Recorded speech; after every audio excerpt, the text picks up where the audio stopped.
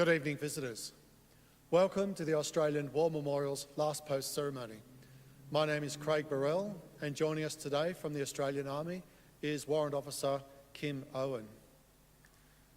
We welcome the veterans who have served, those that are still serving, and the families that support them. We acknowledge the members of RSL and Services Clubs Association, RSL Victoria, and RSL Queensland, who are watching the broadcast of this ceremony across Australia. During this evening's ceremony, wreaths will be laid at the base of the Pool of Reflection by visitors to the memorial. If you are able, please stand and join in singing the National Anthem.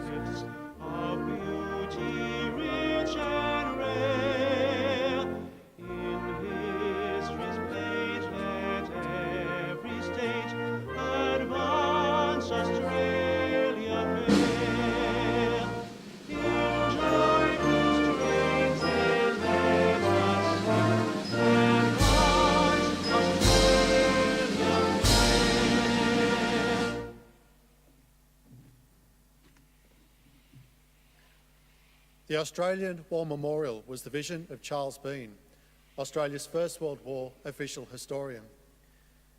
Bean landed with the Australian troops on Gallipoli and stayed with them at the front through to the end of the war.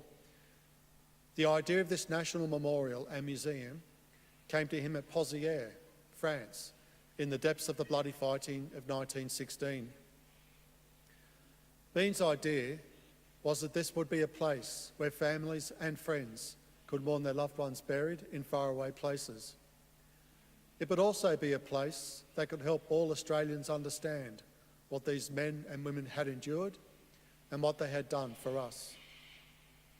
Bean's vision, to which we remain true, is best expressed as inscribed in the entrance to the memorial's galleries. Here is their spirit in the hearts of the land they loved, and here we guard the record which they themselves made. Tonight, we will read the story behind just one of those on the Roll of Honour, which lists the names of more than 102,000 men and women who have given their lives for us in war and operations for more than a century. But first, we present a lament, Flowers of the Forest. Wreaths or floral tributes will now be laid at the base of the Pool of Reflection.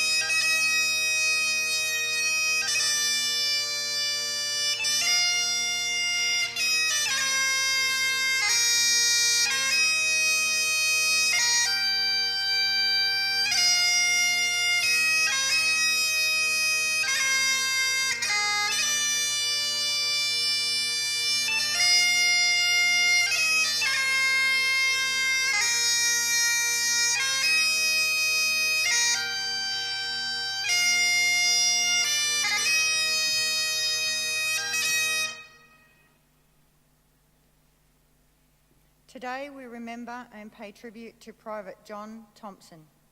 John Thompson was born in 1882, the only son of John and Mary Ann Thompson of the Melbourne suburb of Surrey Hills. He grew up in Surrey Hills and went on to work as an officer for the Income Tax Department.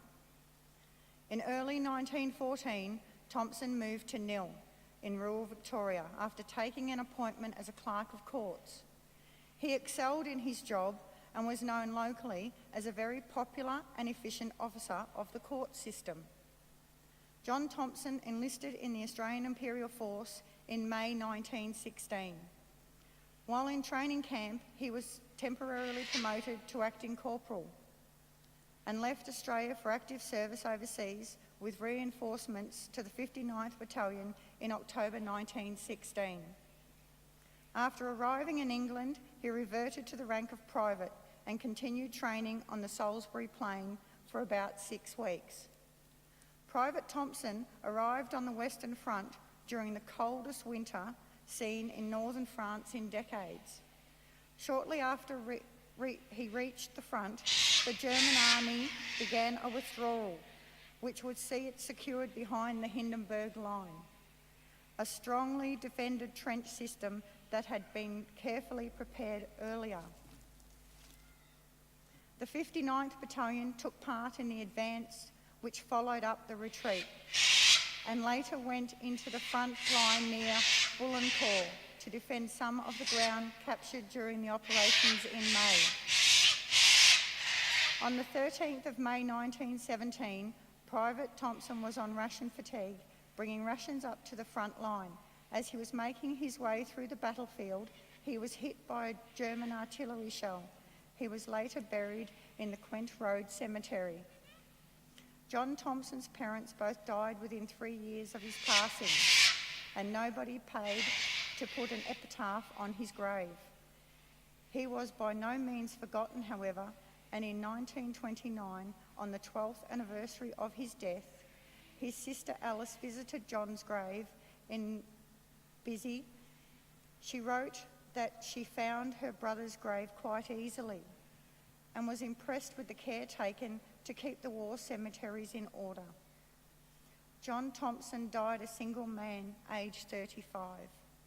His name is listed on the Roll of Honour on my right, among almost 62,000 Australians who died while serving in the First World War. This is but one of the many stories of service and sacrifice told here at the Australian War Memorial. We now remember Private John Thompson, who gave his life for us, for our freedoms, and in the hope of a better world.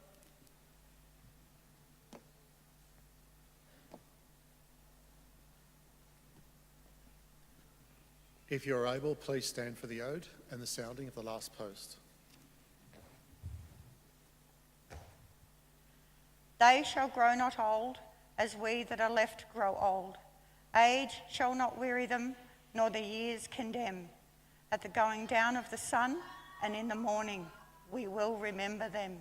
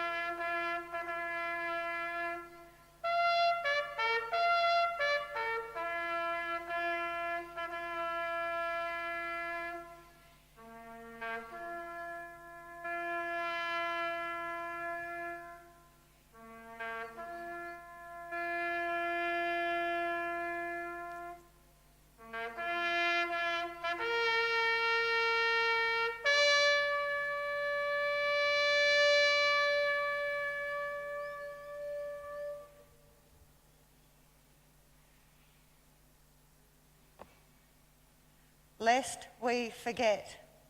Lest we forget.